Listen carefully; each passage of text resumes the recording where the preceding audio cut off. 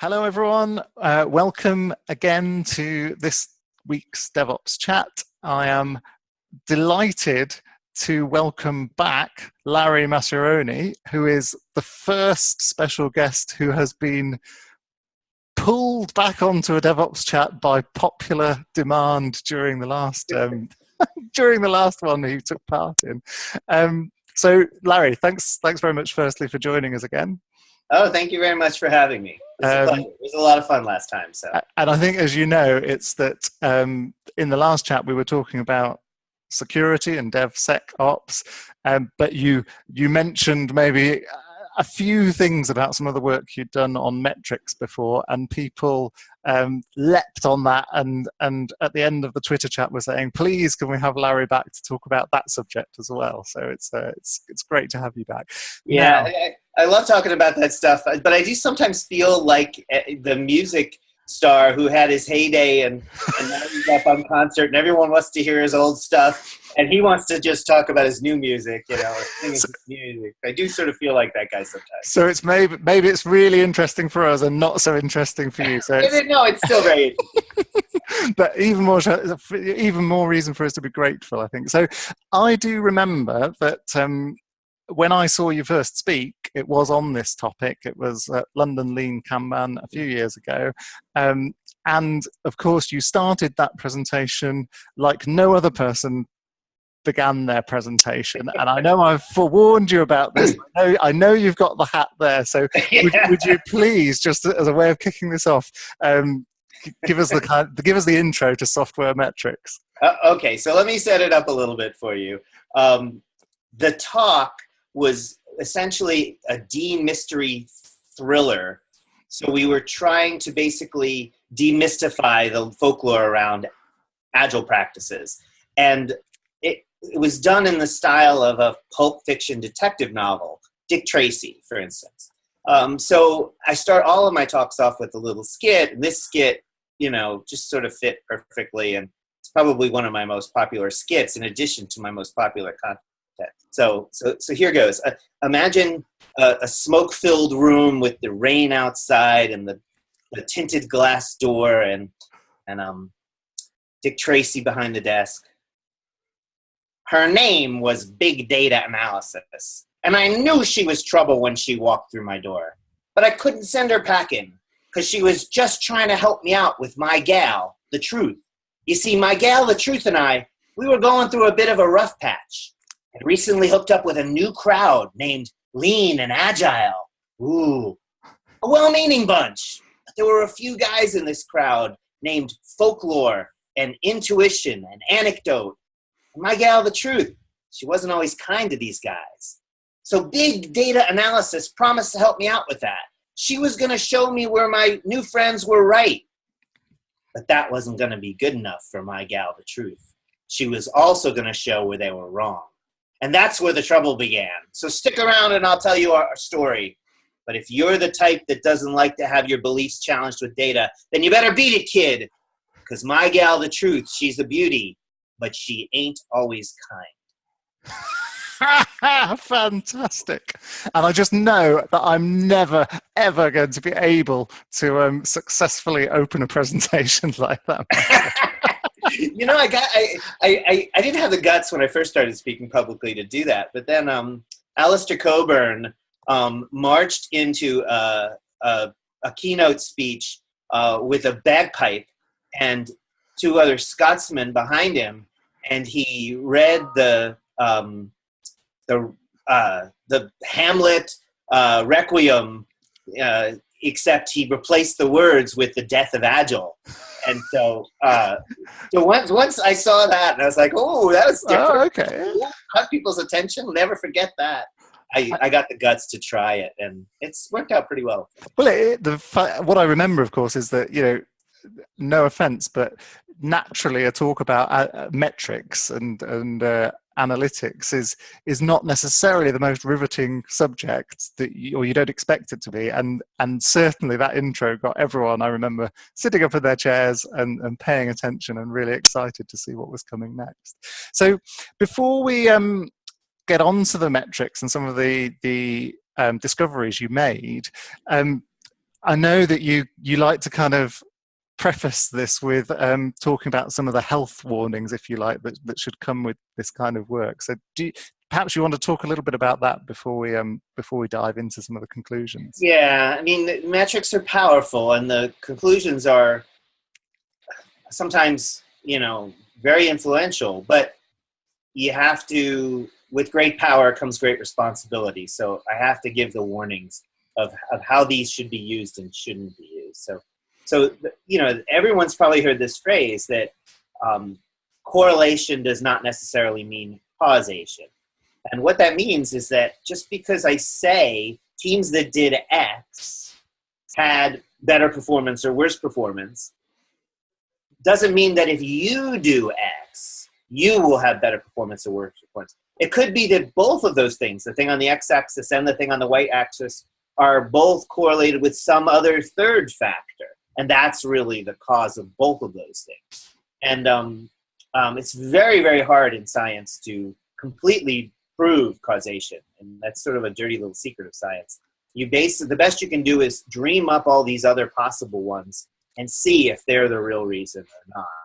And so the risk is that you won't dream up one that's real. And there's a great historical example of that one with ulcers. And doctors for hundreds of years treated ulcers with palliative kind of care, drink milk, coat the lining of the stomach, etc. When the reality is that it was really a bacteria that was causing the problem. And if you just give the right kind of antibacterial, the ulcers completely go away. But, for hundreds of years, doctors thought the cause was stress only, and those things exasperated it, but the real cause was something else. Was something else. Wow. Okay. So that's one health warning. Are there other things people need to be aware of?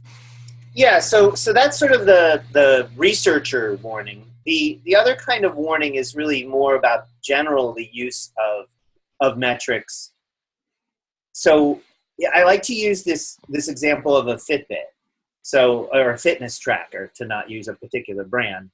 Fitness trackers are great, right? They help us. They give us feedback that we can learn from and we can, get more fit with.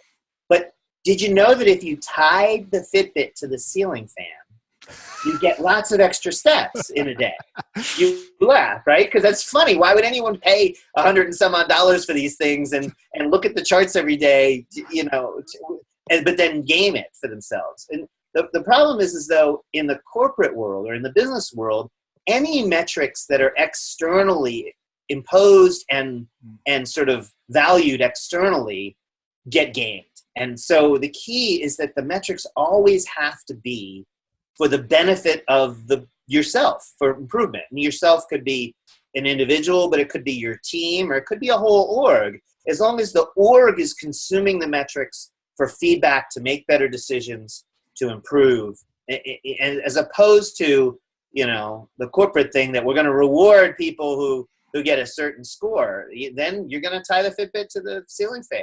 And you do it it happens all the time in business. Because there is that great phrase, isn't there, that what gets measured gets managed. I think it's Tom Peters or I've heard Drucker. Both versions. You can't manage what you can't measure is one form from Deming, a quote from Deming, and then the other one that I think you were hinting at is what gets measured gets done. So yeah. But as you say, there's the whole kind of law of unintended consequences coming into play there, which means that you it's very hard to measure something without actually changing people's behavior. Exactly. Because I think often people say that, what gets measured gets done as a positive, but it isn't necessarily a positive. As you say, if it means you tie the Fitbit to the ceiling fan, then actually it might make you less healthy. So here's a great example of it. Carmelo Anthony is a famous basketball player in the NBA. He's been in the top 3 high scorer several seasons, top 10 consistently, high score, points per game. It turns out that when he's out sick or injured, his team actually has a better likelihood of winning the game. Right. So the reason for that is that the metric that he's rewarded on, the reason he's famous, the reason he gets a big NBA contract, is all tied to points per game, but wins contributed, it would be a much better metric that would drive that. And the reason he has high points per game is not because he's got a better chance of sinking the ball every time he shoots. He actually has the lowest or a lower average than the average of the team for that. The only reason he's high scorer is that he takes more shots than anybody else, but he's stealing those shots from his own teammates. He would do the team a better service by passing the ball. So by rewarding this guy based on points per game, we've motivated him to take more shots rather than do the right thing by his team. So. Yeah. Although, as you say, based on how he is being rewarded and motivated, his course of action is entirely understandable and reasonable, isn't it? So it's right. Anyway. So we could probably end up having a whole chat just about the health warnings, but then we'd end up. I have a talk called "The 7 Deadly Sins," or I've actually renamed it to "The 8 Dragons of Agile Measurement" now, and there's videos of it if people want to hear the whole spiel about the bad ways to use metrics. But the one I mentioned is sort of like the kingpin bad way. Well, what I'll do when we post this up, I'll add a link to those as well, so that people that want to find out more have an easy way of getting to it. But let's move on then to some of the analysis you did. And again, when we spoke about this last time, you said that you were exploring the folklore of Agile and seeing whether some of these suppositions were in fact true. And I suppose maybe it's perhaps best to start with some of the folklore that you validated through your work. So are there some particular items of note that you came across? So the two things that sort of really lined up perfectly with the Agile recommendation were around dedicating people to one team. And you say this now and people sort of, go, well, of course you're dedicated to one team. But 10 years ago when Agile was new, that was not the norm. The norm was to start a new team for a project and pull resources into the team, and that person might be on another project still for weeks or months. And so having people dedicated to one team was highly predictive of performance. Dedicating to one team doubled the productivity of the team. Wow. Essentially, everyone was dedicated compared to people that were 50% dedicated or less. Or the team was made up of people that were 50% dedicated or less, then it doubled the productivity of the team. And then the other one was keeping the team together. So the longer the team was together, the same people, so churn, basically turnover in the team. So we've solved the first problem now. You pretty much don't hear of any organization where the teams are broken up and recreated, or people are working on more than one team simultaneously. That's all gone. It's very rare now. But we have not solved the team stability problem, because what I found was that every quarter, on average, 25% of every team was churned. So either a new person or an old existing person leave. And so over the course of a year, you pretty much, on average, had a new team. And so that's not working. So we still have to fix that problem in the culture. But the data backs it up. When you keep the teams together, they can have double the productivity and 4 times the quality. So, wow, and I mean it's incredible in 2 ways, as you say. It's massive, isn't it? Doubling productivity just by keeping people together longer. Intuitively, it makes sense that would be good, but I don't think anyone would expect it would be that good. Yeah, actually, I confused the two. I'm sorry, I said the statistics wrong. I'm looking at them right here now.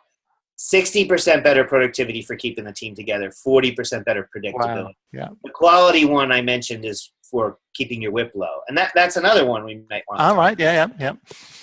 So that one is both perfectly aligned with our expectations, but surprising in a couple of ways, because you'd expect responsiveness to be better. If you're only working on 5 stories with a 5-person team, 1 story per team member, that's pretty low WIP. Most teams have more than 1 per member in progress at once.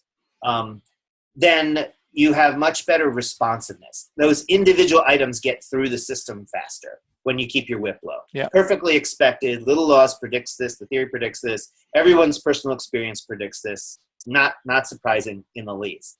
The thing that was surprising was not that quality was also better, because we expected that. Was the thing that was also surprising was that quality was 4 times better. Yeah. So we didn't expect the magnitude of that. I mean, and I remember reading David Anderson's book in, when was it published? 2010, 2011. And I think he made this observation that reducing WIP, he believed improved quality, but he only had anecdotal evidence for it at the time. And again, I think most people wouldn't, as you say, it's intuitively right, isn't it? If I've got fewer things going on at the same time, if I'm juggling less and I can concentrate, then it sort of makes sense that I'll get things right first time, there'll be fewer bugs, etc. But as you say, a 4-fold improvement is huge, and I don't think anyone would necessarily think the magnitude of that. Is it 4-fold or 40% fewer bugs? So it's halving. No, it's 1/4 as many bugs. 1/4. So it's a huge, massive 4x, improvement. yeah. Wow. And so I think the reason for that is partly what you suggest. I think the other reason is that when your WIP is that low, there's slack in the team. The team doesn't feel like they have to move on to pull the next thing. There's no pressure to pull the next thing in. And so they basically use that slack to clean up those little things that they know might be problems. Maybe make a little bit more robust test suite. Maybe refactor an algorithm that they didn't quite build optimally the first time. Those are the sort of things you have time for when the WIP is kept low as well. So I think that's another factor. Yeah. There's one other surprising finding with WIP, and it's surprising for most practitioners, but anyone who's read the Little's Law theory or read Reinerson's book, it's not surprising for them, because the theory predicts this, that you can actually get your WIP low enough that you actually hurt your productivity. So when your WIP is really low, then queues empty out, and people who are specialists, like the testers, will sit idle for a while. Yeah. So your actual utilization and productivity can go down. And this was always predicted empirically, but nobody had ever validated it. When the first time I heard Ryanson say this, I was sort of, makes sense from a theoretical perspective. Does it really work out that way if you measure the data? He's like, he didn't have any data, so he never tested it. So I was able to vet that out. But it's not as dramatic as he predicts. There's a 34% reduction in productivity, whereas the theory would have predicted a much greater reduction. And for what kind of levels of WIP are we talking about? At what point do you have to be worried about having too lower amount of work in progress? So people that had between 0 and 1/2 stories per team member. Right. So pair programming teams, for instance. Yeah. Okay. Had lower productivity. So I actually have data. This is one of the surprising things. A lot of the XP practices, I can't validate them. In fact, I can invalidate them to a certain degree with the data that I have, pair programming being one of them. Okay. So those folks that had between 0 and 0.5 had 34% lower than the peak productivity, which was between 1 and 2. Right. Okay. But I suppose still there's a takeaway there, which is that, the productivity hit is not, 30% is big, but it's not kind of like they go down to 5% productivity or 10% productivity. Right. And it's also interesting that on a lot of teams, we're not talking about WIP levels anywhere near 0. No. 0 to 0.5. Right. So Reinerson's, the bottom line of Reinerson's presentation is lower your WIP. If you listen to his talks, he goes through all the theory for an hour. He talks about why, and at the end he says, lower your WIP. You're almost always better off. The best thing you can do is lower your WIP. And that still holds true. It's almost always the best thing to do. And also, even those folks that are down at 0.5, stories per or features per team member, the fact that your responsiveness is so much better and your quality is 4 times better, more than makes up for the productivity hit. So this way of measuring performance in my framework, I used 4 dimensions of performance: productivity, predictability, quality, and responsiveness. And I weighted them roughly equal for sort of the research, but you had the ability to weight them in a custom way for different things. So if quality is more important for you, the recommendations change dramatically in some cases. Iteration length and team size, if quality is more important to you, longer iterations and larger team size were actually indicated. So that's a bit of a surprising. And I suppose that's a very important point to make, isn't it? So I guess in some ways there you're saying that actually if you want to prioritize responsiveness and quality, then you might be happy to take a hit on productivity, to improve those, take the productivity hit. On the other hand, if responsiveness and quality are not as important for you and productivity is a key factor for you, then so the exact answer you can sort of reach using the data you've collected would depend on what the priorities are for the teams and for the businesses. Okay. Exactly. And we tried to classify this by industry. So for folks that were building medical devices or aircraft controls, quality dominated. That's quite high up there for those. Right. For them, we had a completely different set of recommendations than for folks who, and even if they were doing Agile in those spaces, we still had a completely different. So that to me actually is the most exciting thing about this research, is that it was it was done in a context sensitive way. So I don't come out with a list of best practices at the end of the research. I come out with good practices and the context in which they are good, and then also the context in which they're bad. It's very context sensitive research. I thought we did a really good job on that aspect. Fantastic. So there we've talked about sort of the folklore that has been validated and confirmed, and sometimes much more extremely confirmed than people might have imagined. But I think you mentioned certainly during our last chat and earlier in this conversation that there were also folklore that are really myths, that they aren't actually backed up by some of the. So can you choose some of the most interesting ones of those to discuss? Yeah, let me start with the one I already mentioned. Some of the XP practices. So pair programming, I did not find data that indicated pair programming was generally useful in wide cases. I did find narrow contexts where it could be useful. High quality, for instance, being one of them. The other thing, the other XP practice that was also not necessarily validated out was this concept of test-driven development where you do test-first design. So I actually evaluated, I looked at all the literature for test-driven development research that had been conducted, and I thought they were, most of them were missing some nuance there, because really test-driven development is really 2 things. It's really a robust test suite that could have been developed before you wrote the code or after. And it's the concept that you only get that latter thing if you write the tests first. And so I tested those things independently. And it turns out that having a robust test suite is as important as we think. And it actually helped predictability, it helped productivity, it helped quality. All 3 of those were actually improved by having a robust test suite. What was not generally improved was doing the tests first.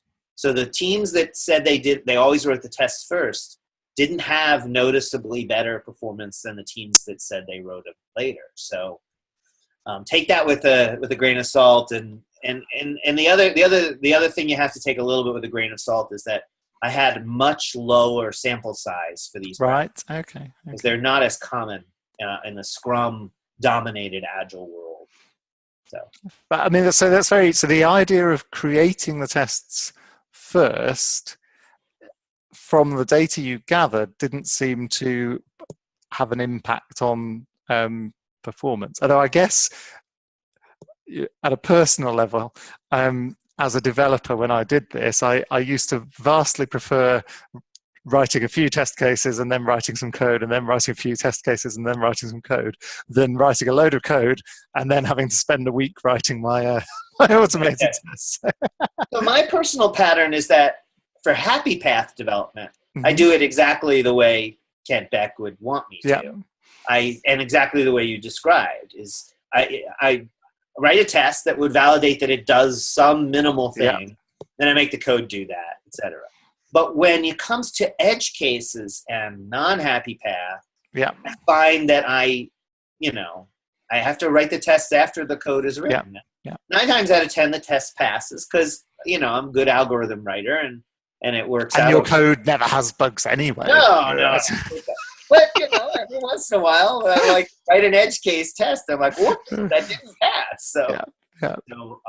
So I think it's okay to write those after the fact, even if you think the code will pass. And I suppose it also would be a guidance there that if people are, for whatever reason, resistant to the idea of doing TDD in a very pure fashion, it probably doesn't make sense to be too dogmatic about it, because the important thing is you have an automated test suite that covers the code in sufficient detail.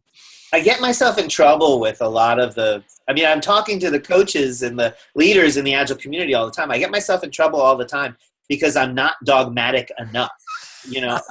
I'm very much context sensitive and all evidence driven. And sometimes that's really hard for folks to take. They want their religion to be true. So. Yes.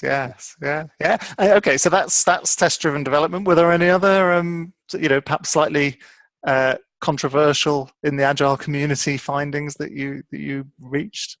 Well, the fact that, and we mentioned this last time, and we talked about it earlier today. The biggest surprise, the one that still gets some people resist, is that co-located teams do not have worse productivity, that one dimension of performance, than teams that are distributed within the same time zone, plus teams that, so I didn't have enough sample size for each of these two groups, so I lumped them together. Teams distributed in the same time zone was lumped together with teams where they worked from home 2 or more days a week on average, got together 1 or more days a week on minimum. Those teams had the absolute best performance overall. And the Agile recommendation is put everyone in one room. And the reason I sort of came up with this theory that might not be true was I was actually doing a study with real data for a particular development organization, a famous toy manufacturer in Denmark. Without naming names, I think you can figure out who I'm talking about. This one team noticed that their productivity was double to the 2 summer months, and we started trying to look for reasons why the team's productivity was so much higher for these 2 summer months. And what we found out was that this particular team had made a conscious decision as a group that they would all take their vacation. And in Europe, there's 6 weeks of vacation. So people go away for 3 weeks at a time. Well, you're in Europe, so you would know this. But Denmark, they take it really seriously, apparently. And this team decided they would all take their vacation together at the same time in May, so that they could, in the peak summer times, June and July, when everyone else was out of the office, they could all be in the office with less interruption, and they could get more done. And that was the reason their productivity was double. They had managers were gone, the other teams were gone.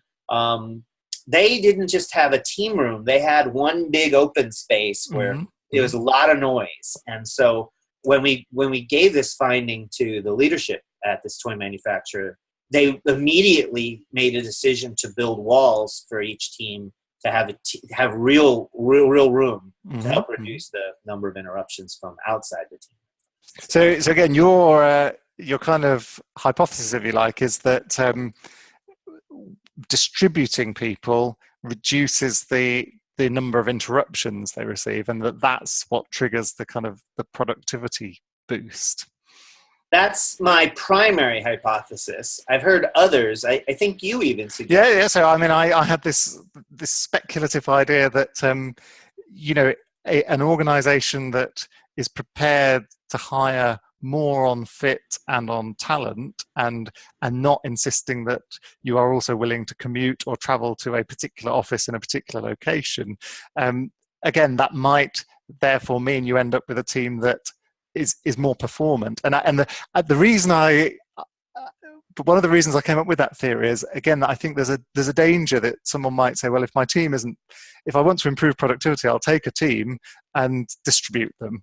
Well, actually, if you're then forcing them to travel to go to these distributed locations, you may well not, improve the productivity. And that comes back to some of what you were saying about you have to be careful how you use these metrics to manage things. But I do remember, and I think it was Steve McConnell talking about development at Microsoft, and he had a theory, and this is from a long time ago, and I'm sure it was anecdotal rather than metrics based, but his theory was the Microsoft campus was designed with separate offices for everyone, so it was easy for people to go and collaborate with each other, but that you had to at least get out of your chair, walk down the corridor and open a door, and that was enough of a barrier, if you like, to mean that you didn't just interrupt people randomly or all the time. Joel Splasky has written extensively on this as well. So Joel on Software is his blog. Yeah. And he has basically said this whole open space concept, developers need to concentrate. They need to close the door sometimes. And I think that's definitely true. But going back to your theory, your explanation theory, I have some other evidence that sort of backs you up on that. We looked at teams that were successful. We asked them, what was the primary reason you thought for your success? And the number one answer given was teamwork, which you'd expect in an agile world. But it turns out that the teams that actually performed the best gave the reason the talent of the individuals on the team. So I think you're right. And the Kokomo model, going back 40 years now, of Gary Beaton, that was the number one factor in the Kokomo model, was the talent skill of the people involved. So. I mean, I certainly, at a personal level, I find in this time where it's, we're talking across continents here, and it's okay, it's not quite like being face to face in the same room, but it's pretty close. And I do think that in this day and age, hiring, limiting your talent pool to people that happen to be close by, I don't think it makes any sense anymore. And equally, the kind of you mentioned that you also, I think, included people that worked from home 2 or 3 days a week in that kind of distributed sample. And again, the reality is a lot of people, they will be prepared to work harder, do more, be more motivated if they have that kind of flexibility around how they work.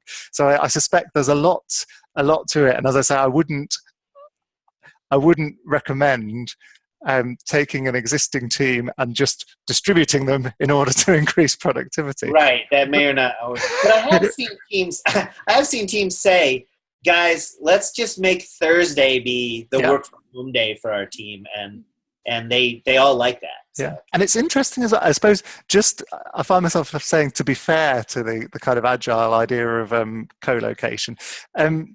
The case study you mentioned there about a team going in when everyone else was on holiday, of course, suggests that it could be as much about being in an open plan environment with multiple teams all in the same building. And actually, if you can, as you say, if you can provide some separation that keeps people focused on their work and their area, then perhaps that's sufficient as well. I don't know. I think so too. So sorry, go on. That's probably the most controversial finding for agile coaches, is the co-location one. But It was one of the most controversial things you said during the last chat in terms of our discussions afterwards in Worldline and Atos. So it doesn't surprise me. So I'm very conscious of the time. I always knew it was going to be difficult to pack everything in. Is there perhaps one more unexpected item that you'd like to draw out before we finish off? I guess the one that I was never permitted to publish it when I was at Rally. And after I left Rally, I no longer had access to the data, and so I never published it. But while I was at Rally, I mentioned that the early findings were true. So I'm free to say what I'm about to say, but I wish I could present the slides and actually publish on it. But that's around gender diversity. So we found that teams that had a single female or more, one or more females on them, generally outperformed all male teams. And that was a very interesting finding. I would love to say they also outperformed teams with a single male on them, also outperformed all female teams. But I don't suppose you had any samples. I didn't have a sample size large enough to show that. So yeah. So I mean, and that's so. I mean, I think that's a great finding, and it was something that quite a few people picked up on. I think you mentioned it during the last conversation we had, and I think so. What's interesting for me there is, again, it could be that there are a load of superstar female programmers that are on these teams. That's one explanation. But equally, it could be that the type, as you say, the diversity, the value of having people from different backgrounds, or maybe the kind of management approaches to ways of working that are more likely to attract female employees, I guess could all have an influence on the productivity of the team as a whole. So that's exactly where our heads went. So once we realized that finding, that was like the last thing I discovered before I left Rally. We had already made the decision that social safety factors like this, social safety indicators like this, were wildly more predictive than we thought they would be. These hard things about iteration length and co-location we thought would be the most predictive stuff. And keeping your WIP low was the most predictive thing. But we started to realize that social safety considerations, the squishier stuff, was probably more impactful than we originally thought. And so our next round of research was going to be focused almost entirely on those aspects. But we never got to do it. So. But what it does, and it's a very controversial topic which creates a lot of argument and a lot of debate. But I think what it does support, in my mind, is this idea that diversity, and of course we're talking about a very specific case here, but I would be inclined to say general diversity actually isn't just about fairness or, as you say, the squashy or a nice thing.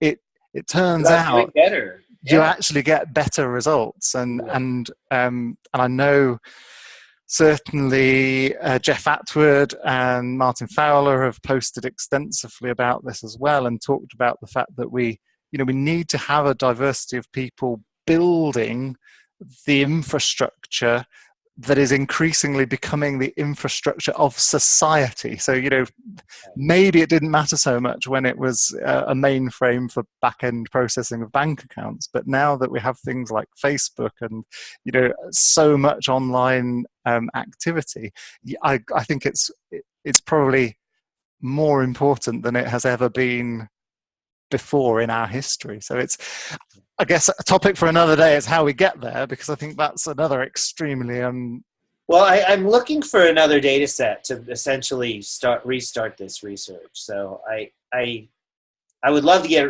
access to the Rally data set again, and so I'm trying to pursue that. And then there's some other alternatives that I'm playing with as well. So it's a real case of watch this space, because as you say, it's could be, but I've been trying for a while, so we'll see. I can pull it off. Okay. Rally might be ready to let me back in. It was too soon after I left, I think, for me to do it. I think it's been long enough now. They maybe will. Okay. Well, as I say, I would certainly, then we'll be asking for you to come back again. That'll be a year or more from now. So. You don't want to bore your customers with me too much. So. Anyway, so that was absolutely fantastic.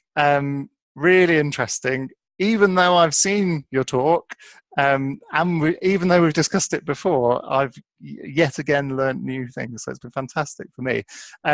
Really looking forward to the Twitter chat that we're going to have around this topic as well. So yeah, thank you again, Larry, and look forward to the Twitter chat. Thanks, David. It was a pleasure talking to you as usual. Cheers.